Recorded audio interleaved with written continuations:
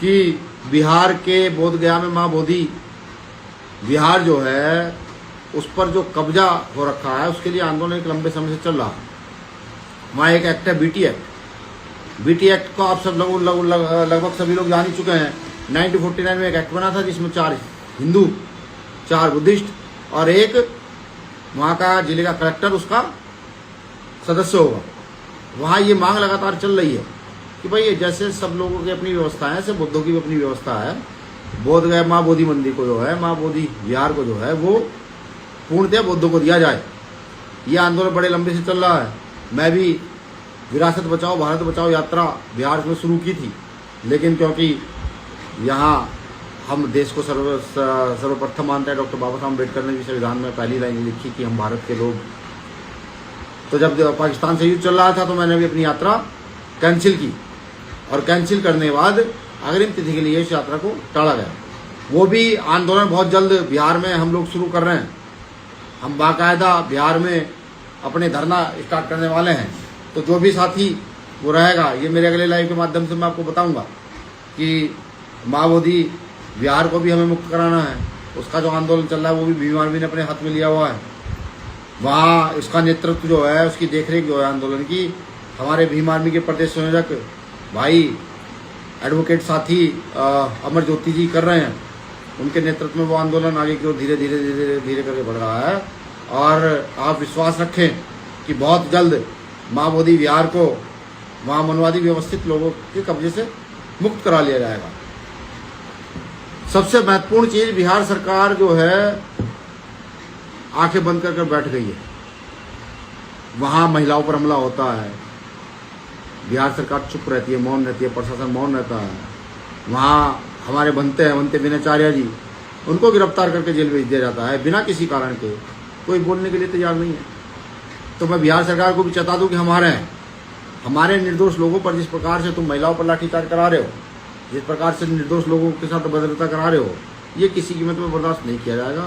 हम बड़ी संख्या में बोधगया के अंदर आंदोलन शुरू करेंगे और मैं संपूर्ण देश को जानकारी दूंगा। और जिस दिन आपको न्योता भेजूंगा, बुलाने के लिए भेजूंगा, उस दिन आपको एक दिन का काम छोड़ करके बोधगया पहुंचना होगा और अपनी आवाज को बड़ी मजबूती से बुलंद करना होगा।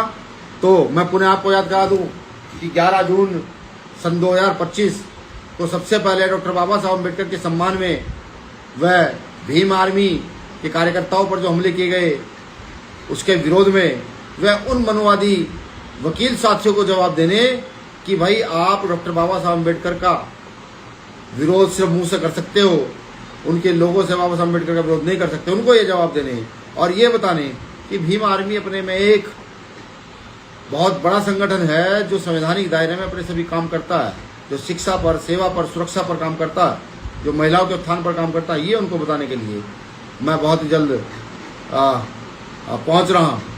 11 जून को ग्वालियर मध्य प्रदेश। आप सब साथी भी वहाँ पहुँचे। साथियों, चंद लाइन मैं कहूँगा, लाइनें पुरानी है लेकिन इन लाइनों को आत्मसात करें। साथियों, फूल वही चुन पाते हैं जो कांटों से टकराते हैं। साथियों, फूल वही चुन पाते हैं जो कांटों से टकराते हैं। अधिकार मांगे नहीं जाते, अधिकार छीने जाते हैं। सम्मानित साथियों, जयपुर में मनु की मूर्ति लगी हुई है।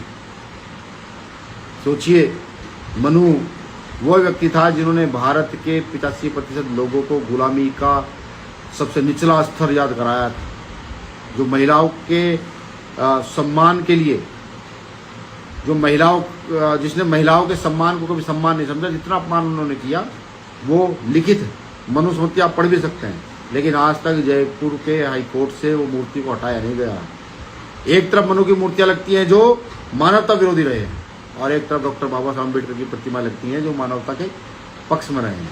आज बाबा साहब अम्बेडकर की ये प्रतिमा की बात नहीं है, ये सिर्फ प्रतिमा की बात होती तो मान जाते। ये हमारे मान सम्मान स्वाभिमान की बात है।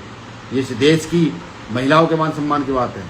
ये इस देश के 85% शोषित वंचित वर्ग के लोगों के मान सम्मान की बात है। आज बाबा साहब अम्बेडकर की विचारधारा पर एक युग परिवर्तन बड़ी तेजी से हो रहा है।